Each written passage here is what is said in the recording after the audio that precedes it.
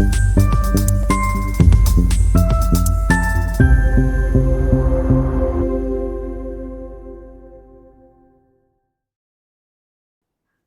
2025 सिंह लगन वाले व्यक्तियों के लिए कैसा रहेगा? अगर आपकी भी है जिज्ञासा इस बात को जानने की तो बने रहे मेरे साथ इसी वीडियो में।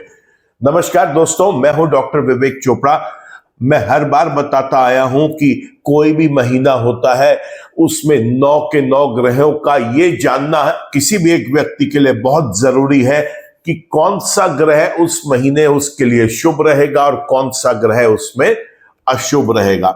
हम सब जानते हैं कि सूर्य हर महीने गोचर करते हैं। सूर्य का जब गोचर होता है या किसी भी ग्रह का उस महीने में गोचर होता है तो वो किसी राशि के लिए शुभ फल देने के लिए सक्षम हो जाता है और किसी के लिए वो अशुभ फल भी देता है। अगर पहले से ही पता चल जाए कि उस महीने इस लगन वाले व्यक्ति के लिए कौन से ग्रह शुभ होंगे और कौन से अशुभ होंगे तो जीवन को कुछ आसान बनाया जा सकता है।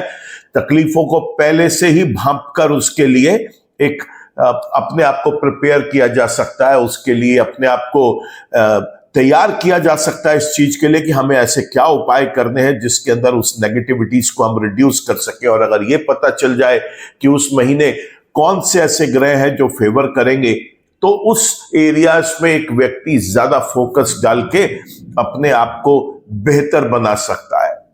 देखिए, वीडियो शुरू करूं उससे पहले रिमाइंड करा देता हूं, ग्रह 2 प्रकार से फल देते हैं, जन्म के और गोचर के। जन्म का ग्रह शुभ भी हो सकता है, अशुभ भी हो सकता है। ठीक उसी प्रकार गोचर का भी ग्रह शुभ और अशुभ हो सकता है। कोई ग्रह जन्म का शुभ है, गोचर में भी शुभ है, बहुत अच्छे रिजल्ट देगा। खास तौर से अगर उस ग्रह की आपके जीवन में महादशा, अंतरदशा, प्रत्यंतर दशा या सूक्ष्म दशा भी चल रही हो तो और भी अच्छे रिजल्ट मिलेंगे। ग्रह जन्म का शुभ है लेकिन गोचर में अशुभ हो गया, मायूस ना हो। कुछ समय की बात है, जब वो अपना राशि परिवर्तन करके दूसरी राशि में शुभ रिजल्ट देने के लिए गोचर करेगा तब आपको वापस शुभ रिजल्ट मिलने शुरू हो जाएंगे। इस वक्त भी आपको कोई बहुत अशुभ रिजल्ट नहीं मिलेंगे क्योंकि वो ग्रह जन्म का शुभ है, तो वो आपको अपनी शुभता तो कायम करेगा लेकिन उस शुभता में कुछ कमी आ जाएगी। बहुत ज्यादा शुभ रिजल्ट देने में सामर्थ्य नहीं रखेगा क्योंकि गोचर में वो अशुभ है। कोई ग्रह अगर जन्म का अशुभ है और गोचर में शुभ है, इसलिए बहुत ज्यादा प्रसन्न ना हो कि वो गोचर में शुभ हो गया क्योंकि वो जन्म का अशुभ है, वो डिक्लेयर्ड आपके लिए एक नेगेटिव प्लैनेट है। तो ऐसे में अपनी अशुभता को वो कुछ समय के लिए कम करेगा, वो भी एक राहत की बात है आपके लिए। लेकिन अगर कोई ग्रह जन्म का अशुभ है और गोचर में भी अशुभ है, फिर ये आपको बहुत परेशान कर सकता है।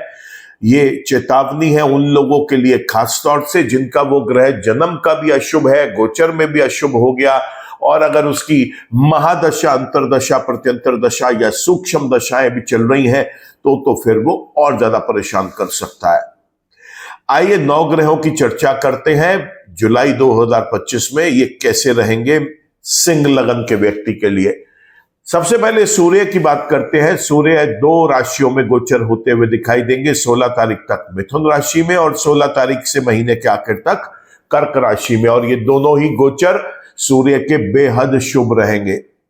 चंद्रमा की बात करें तो चंद्रमा में बार बार बताता आया हूं, सिंह लगन वाले व्यक्ति के लिए चंद्रमा किसी भी भाव में शुभ रिजल्ट नहीं दे पाते और ये अशुभ ग्रह होते हैं, इसलिए इसके उपाय करने जरूरी है। उपायों में सबसे अच्छा है चंद्रमा के मंत्र जप करें, शिव के मंत्र जप करें। यहां पर आपको चाहिए महामृत्युंजय का पाठ करें। और अच्छा उपाय अगर आप करना चाहते हैं तो शिवलिंग पर जाकर दूध और जल मिक्स करके चढ़ाएं। देवी देवताओं के चरणों में बर्फी का जो मिठाई होती है उसका एक टुकड़ा चढ़ाएं। साथ ही साथ किसी गरीब व्यक्ति को चावल, चीनी, दूध का दान करें। सफेद कपड़ा दान कर सकते हैं, कोई लिक्विड आइटम, तरल पदार्थ वो डोनेट कर सकते हैं, कोई जूस डोनेट कर सकते हैं, या पर कोई चांदी का सामान डोनेट कर सकते हैं। ये सब चीजें चंद्रमा की नेगेटिविटीज को रिड्यूस करने के लिए होती हैं।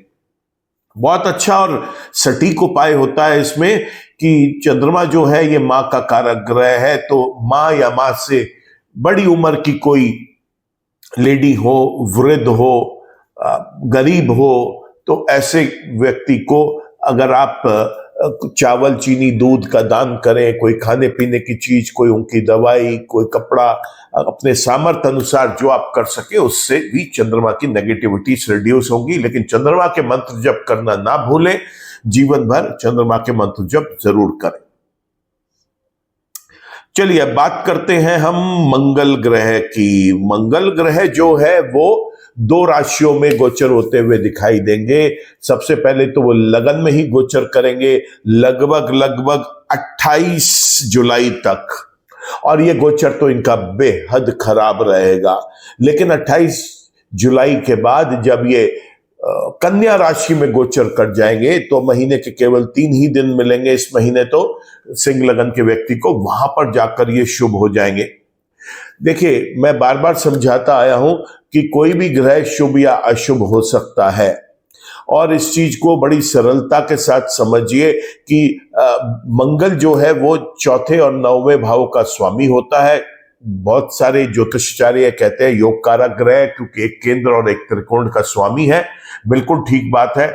बहुत सारे लोग ऐसा भी मानते हैं कि जब लगन में वो बैठ जाएगा 2 शुभ स्थानों का स्वामी, तो उसको वहां पर शुभ रिजल्ट्स देने चाहिए, जो कि बिल्कुल गलत है, क्योंकि मंगल यहां पर अशुभ रिजल्ट्स देगा लगन में बैठकर।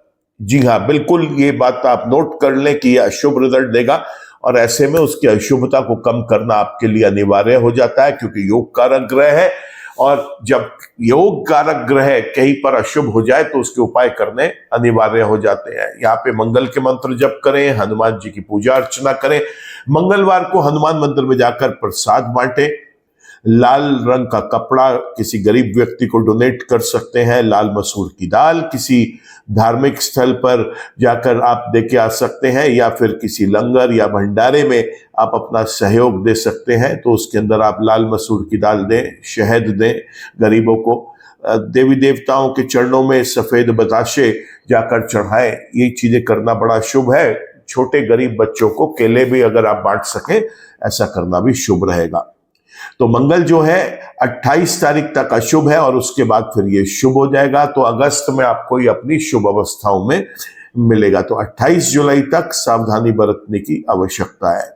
मंगल के बाद बात करते हैं अब हम बुध ग्रह की, और बुध ग्रह जो है ये गोचर करेंगे कर्क राशि के अंदर इस कुंडली के 12वें भाव में, और यहां पर बैठकर वो बेहद अशुभ रिजल्ट्स देंगे। तो बुध इस कुंडली में 11वें और दूसरे भाव के स्वामी होकर 12वें भाव में बैठकर अशुभ रिजल्ट देंगे। ऐसे में बुध की अशुभता को कम करना अति आवश्यक है। बुध के मंत्र जप करें, गाय को हरा चारा खिलाएं, साबुत हरे मूंग रात को भिगो के एक बर्तन में रखें, सुबह जब वो नरम हो जाए तो उसको आप पक्षियों को खाने के लिए डाल सकते हैं।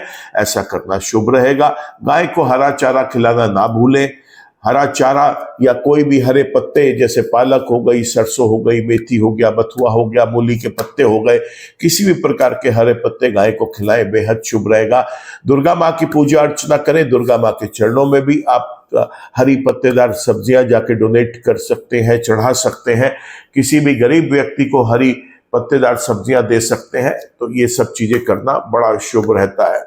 जब बुध नेगेटिव होता है दोस्तों, एक बात याद रखिए कि उस समय हरे रंग को अपनी लाइफ में कम से कम पहने।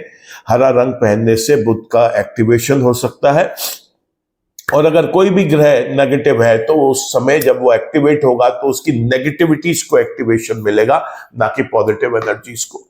बृहस्पति की बात करें तो बृहस्पति इस कुंडली के 11वें भाव में गोचर कर रहे हैं, मिथुन राशि के अंदर। ये गोचर उनका अभी कुछ महीने पहले हुआ है। पूरा जुलाई वो इसी राशि के अंदर मिलेंगे, और यहां पर वो बेहद शुभ रिजल्ट्स देते हैं। तो बृहस्पति देख रहा हूं मैं कि बेहद शुभ रिजल्ट्स दे रहे हैं। शुक्र की बात करें तो शुक्र 1 तारीख से 26 तारीख तक वृषभ राशि में, और उसके बाद फिर मिथुन राशि में गोचर करेगा कुंडली के 11वें भाव में, पहले 10वें भाव में और फिर 11वें भाव में, और ये दोनों गोचर ही बेहद शुभ रहेंगे। तो शुक्र तो यहां पर शुभ है। तो शनि यहां पे अष्टम भाव में जो बैठे हैं, इसके उपाय करना आवश्यक है, और इसके उपाय बड़े सरल है दोस्तों। शनि के मंत्र जप करें, महामृत्युंजय का पाठ करें। शनिवार के दिन एक चौमुखा सरसों के तेल का दीपक जाकर किसी शनि मंदिर में जलाकर आए। शनिदेव के चरणों में थोड़ा सा सरसों का तेल, काले तिल, काले उड़द जरूर चढ़ाएं। तले हुए पकवान, पकौड़ियां, कचौड़ियां ये आप गरीबों में बांटे, ऐसा करना बेहद शुभ रहेगा। और आखिर में हम बात करते हैं अब केतु ग्रह की। और केतु ग्रह मैं हर बार बताता आया हूं कि अपने फल नहीं देते, केतु फल देते हैं जिसकी राशि में बैठते हैं उसके स्वामी के अनुसार। और इस वक्त केतु जो गोचर कर रहे हैं वो सिंह राशि में गोचर कर रहे हैं जिसके स्वामी होते हैं सूर्य ग्रह। और हमने अभी देखा सूर्य ग्रह इस लगन के स्वामी भी हैं और पूरा महीना शुभ रिजल्ट्स देने में सामर्थ्य रखेंगे, तो लिहाजा आपको केतु के भी शुभ रिजल्ट्स ही मिलेंगे। तो इस तरीके से हमने देखा 9 ग्रह सिंह लगन वाले व्यक्ति के लिए कैसे शुभ है और कैसे अशुभ है।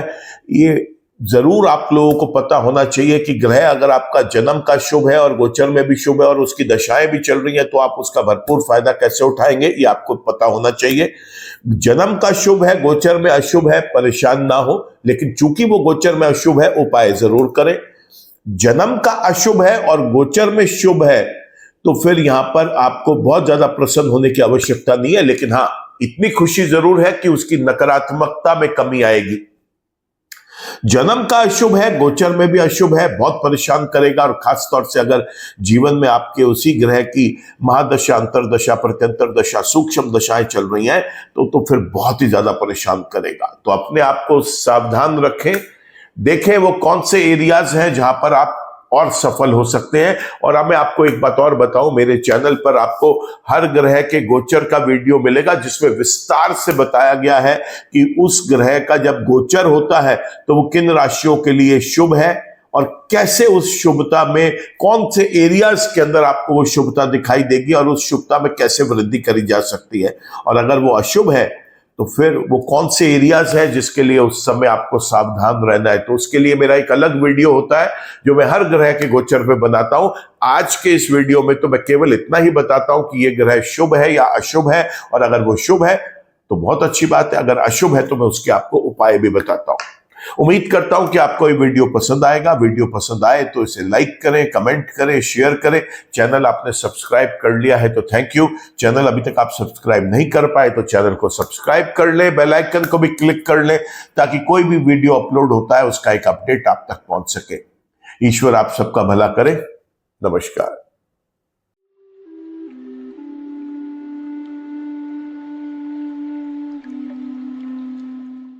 जीवन की सभी प्रकार की व्यक्तिगत, पारिवारिक और व्यावसायिक समस्याओं के समाधान के लिए तुरंत संपर्क करें।